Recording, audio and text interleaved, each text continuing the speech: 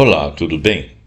No programa Pontuando de hoje, nós vamos falar de um tema muito complicado aqui no Brasil, que é um tema que eu não consigo entender muito, teria que fazer uma pesquisa profunda.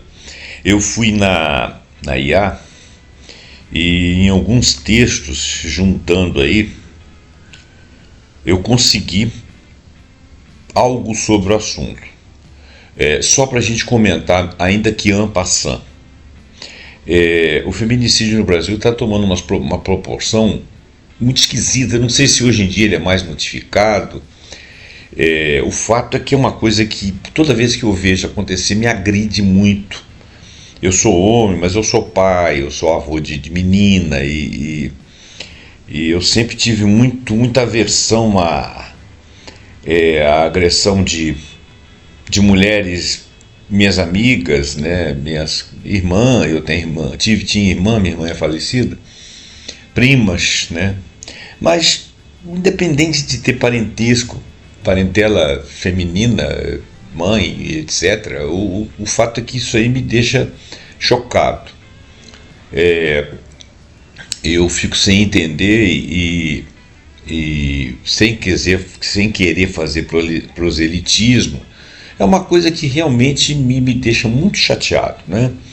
Eu não sei nem dizer porquê, mas é claro, porque é argoa, mas assim, a morte de um homem, a morte de uma mulher, é claro que os dois me deixam chateado, mas a morte da mulher na situação de dependência, na situação de coação, na situação de posse, na situação de patriarcado, essas situações que a mulher está inferiorizada, na situação em que ela está inferiorizada, sem defesa, e que isso acontece a maior parte das vezes dentro de casa, é uma coisa que me deixa muito chateado, e eu queria entender isso aí. Então eu fiz uma pergunta que pedi pela linha psicológica, psicanalítica, sociológica, antropológica, mas outros ensaios também, outros estudiosos, dentro da ideia da construção social brasileira, historicamente patriarcado, a questão da posse do homem pela mulher. Quero saber os números, inclusive no final quis comparação com outros países. Nós somos uns dos piores, mas não somos os piores, e os piores estão aqui na América Central. Achei isso interessante, e África do Sul. Bom, vamos lá. Então, dentro dessa linha que eu perguntei, priorizando relatórios oficiais, estudos acadêmicos e investigações jornalistas para sintetizar essas séries históricas, as respostas que eu encontrei, de maneira breve, o texto não é muito grande. O feminicídio no Brasil ele foi tipificado no Código Penal pela Lei 13.104 em 2015, que alterou o artigo 121 para qualificar como homicídio como cometido por razões de condição de sexo feminino, em geral ligado à violência doméstica, menosprezo ou discriminação pela condição de mulher. Essa tipificação buscou dar visibilidade e aumentar a punição sobre assassinatos motivados por gênero. Então, olha bem, uma coisa é feminicídio, é um assassinato motivado por gênero, e outra coisa é o homicídio, seria o assassinato de homem ou mulher, né? Já que nós chamamos de raça humana. Qualquer ser humano, mulher ou homem, que for morto, seria simplesmente um homicídio. Bom, agora, o feminicídio ele tem a motivação por gênero, e é disso que nós estamos tratando. Então, panorama estatístico. Desde a tipificação em 2015, os registros oficiais de levantamento especializado mostram um aumento absoluto dos casos registrados. Em 2015, os números oficiais registrados com essa qualificação eram bem menores, da ordem de centenas, e nos últimos anos vem registrando entre 1.400 e 1.500 feminicídios por ano, como, por exemplo, 2022, 2023, marcando patamares recordes, e 2024 atingindo o maior número desde 2015. Veja bem, isso não significa necessariamente que tenha havido um crescimento. Isso pode significar que a forma de observar o homicídio tenha sido essa tipificado e notificado. Então, é possível que essas taxas sejam talvez maiores, mas não tão maiores quanto a maneira de coleta do dado. Isso eu estou chutando aqui, sem saber. Estudos anuais recentes relatam aproximadamente 1,4 mil feminicídios em 2022,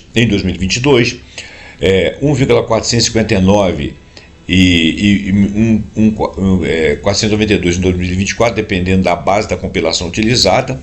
Isso aí é do Fórum do Brasileiro de Segurança Pública. Os levantamentos consolidados indicam também que na última década, contabilizando desde 2015, então a década 2015-2025, o total acumulado chega a dezenas de milhares de casos quando se considera homicídios de mulheres e feminicídios registrados em memoriais extraoficiais. Por exemplo, reportagem jornalística que compila dados oficiais apontando quase 12 mil casos contabilizados como feminicídio na década desde a tipificação de 2015, uma soma reportada por investigações jornalísticas que cruzam bases oficiais, mas que, claro, pode cometer um ou outro erro. É importante notar que diferenças entre bases policiais, estaduais, ministérios, projetos de monitoramento explicam variações, inclusive algumas não menções, né? Outros painéis, Atlas de Violência, do IPEA e da FPSP, mostram que, embora o total de homicídios gerais do país tenha oscilado com quedas em alguns anos, os homicídios de mulheres têm se mantido altos e em alguns períodos crescido, indicando especificidade e persistência da violência letal contra as mulheres, ou seja, por gênero. Os números variam segundo fontes policiais estaduais, qualificam o crime como feminicídio, o monitor de violência que reanalisa casos, o Ministério de Justiça e Memoriais Civis, eventualmente excetuam um ou outro caso não sendo como feminicídio, então, e alguns como sendo. Todas as fontes são úteis para entender, mas tem que cruzar dados. Pistas explicativas. De qualquer maneira, em essência, nós temos bastante mortes de mulheres por questões de gênero no Brasil, né? E é um número que nos incomoda, né? O ideal seria que houvesse zero, né?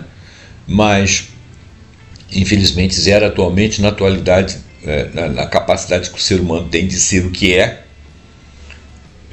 dentro de todos os problemas que podem aparecer, é pouco provável, né? Mas vamos prosseguir. Pistas explicativas e o enfoque disciplinar. Qual que seria a perspectiva sociológica? Bom, primeiro, estrutura de desigualdade e patriarcado à brasileira. A sociologia aponta que o feminicídio não é um fenômeno isolado e individual, é uma expressão de estrutura social, patriarcado, desigualdade econômica, interseção com racismo e exclusão, e suas formas históricas que demonstram a dominação do homem, que marcam a formação da brasilidade, do brasileiro. Pesquisas e debates no Brasil recorrem à noção de um patriarcado escravista e a análise das estruturas de poder herdadas da colonização e do regime escravista, contextos que moldam ou moldaram relações de propriedade sobre corpos, sexualidade e trabalhos e que influenciam as formas atuais de violência e de gênero. Autoras e autores brasileiros clássicos contemporâneos, por exemplo, Haile Safiotti, em Estudos Feministas, Florestan Fernandes, em Sociologia das Desigualdades, são centrais nessa leitura para fazer esse mapeamento. A Sociologia das Masculinidades, como Howin Connell, nome difícil, e desdobramento, contribui para entender, aliás, como masculinidades hegemônicas, no caso do patriarcado, legitimam violência como forma de manter poder e controle, em especial quando combinados com precariedade social, né, ignorância, né, de uma maneira geral, violência estatal, a própria violência da polícia, subcidadania. No Brasil, estudos apontam que padrões de masculinidade vinculados à honra, controle e desvalorização feminina se articulam com o contexto de pobreza e violência urbana, que é onde você tem menos acesso a estudo, a capacitação.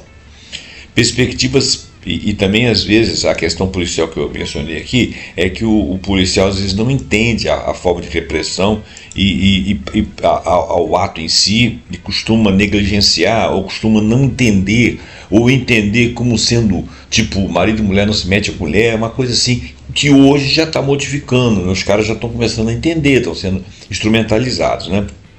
Mas isso vem de contextos associados a essa menção que eu fiz, a pobreza, a violência urbana, etc.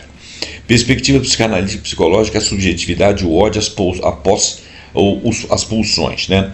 A leitura psicanalítica ela não explica estritamente o porquê do ponto de vista social do homem brasileiro sair matando a mulher, mas busca entender dinâmicas psíquicas, por exemplo, sentimento de posse, ciúme patológico, enlouquecimento narcisista, identificação persecutória, mas isso seria um caso específico de doenças.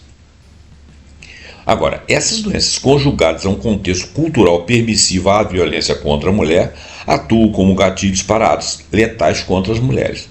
Trabalhos de autores que exploram violência e constituição do sujeito indicam que a violência não é apenas biológica ou instintiva, ela é formada e encenada por estruturas familiares, simbolismos, impossibilidade de tolerar a autonomia feminina, que eu acho que está no bojo de muita da nossa herança atávica. O homem ele tem uma dificuldade de ver uma mulher independente realizando tudo sem necessidade dele e sem necessitar, inclusive, do aconselhamento dele, sequer da força física dele, que ele fica sem papel, né? Talvez o homem tenha que ser educado historicamente daqui para frente para não repetir essas asneiras históricas, né? E não só asneiras, né? Crime, né? Então, trabalhos de autores que exploram a violência e a constituição do sujeito indicam que a violência não é apenas biológica ou instintiva, ela é formada e encenada por estruturas familiares, simbolismo, impossibilidade de tolerar autonomia feminina. Foi o que eu acabei de ler. Textos psicanalíticos brasileiros discutindo masculinidade tóxica e violência são referências possíveis para essa leitura. Gente, o nego acha frescura ler isso aí, mas isso existe. E é conversa geral dos caras. Perspectivas antropológicas, cultura, memória histórica e rituais de violência. A antropologia enfatiza formas culturais locais, por exemplo, valores, ritos, representações de gênero e os legados históricos, colonialismo, escravidão, que moldam práticas sociais. Em contextos onde o exercício do poder masculino foi ritualizado e legitimado, a violência contra as mulheres é de se esperar. Ela pode se naturalizar como solução, entre aspas, para conflitos de honra ou controle relativo à forma do patriarcado entender, legitimando aquilo que não é legítimo.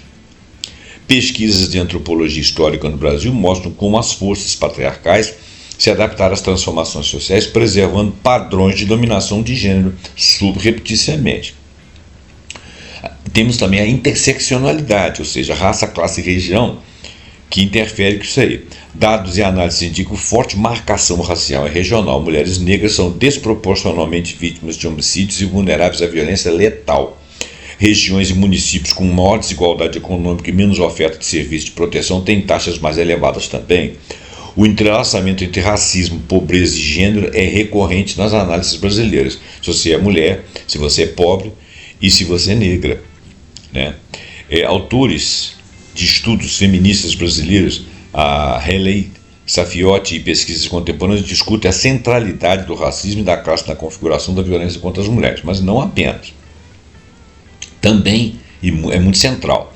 Exemplos de memorialização. Quem ama liberta. O projeto memorial organizado por Regina Jardim, que documenta milhares de casos e personaliza as vítimas, chama atenção para o apagamento institucional e a importância de termos uma memória pública que realce, que mostre isso como crime praticado e um defeito da nossa civilização.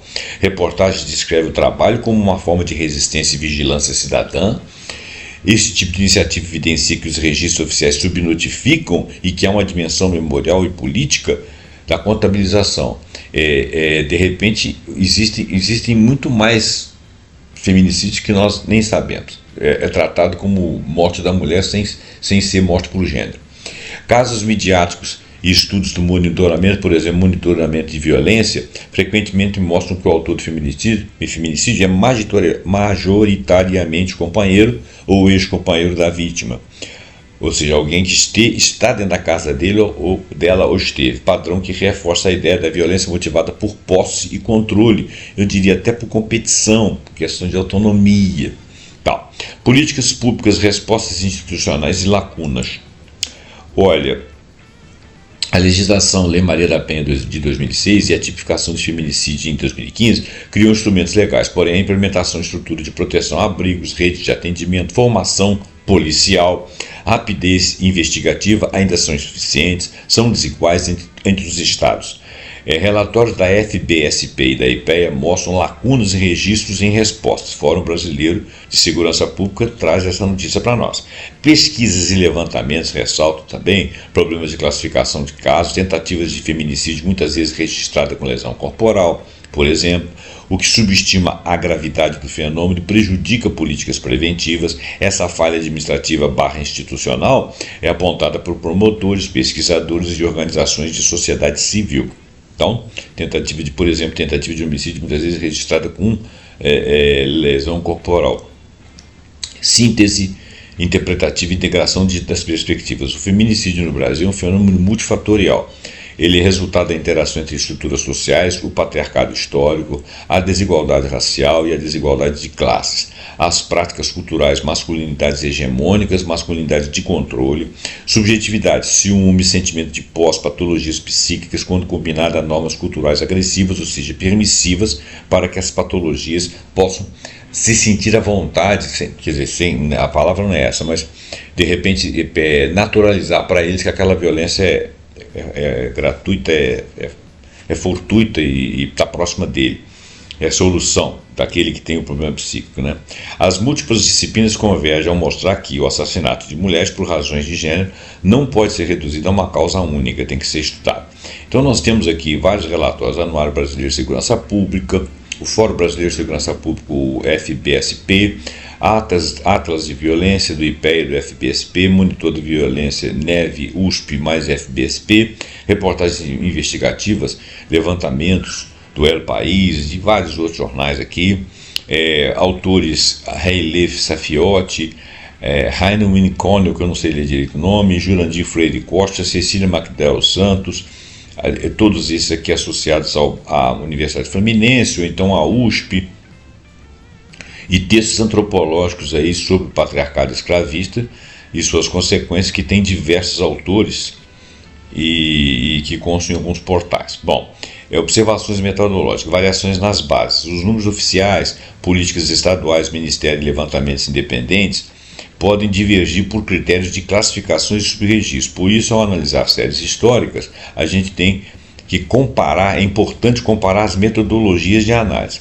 E a interpretação cautelosa, né? O crescimento de registros pode refletir tanto a real aumento da violência, quanto uma maior qualificação e classificação dos casos como feminicídio. Ou seja, de repente não é que aumentou, é que agora eles são classificados.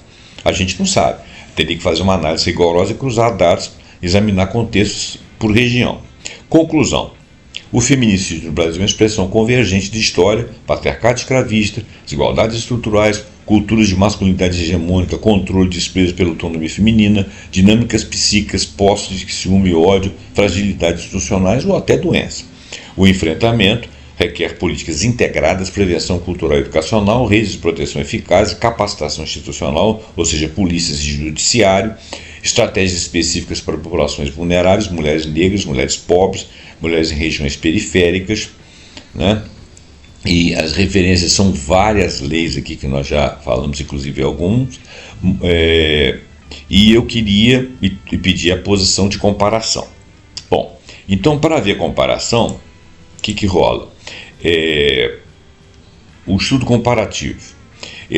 O foco aqui é você ver o número de feminicídios por 100 mil mulheres, tá?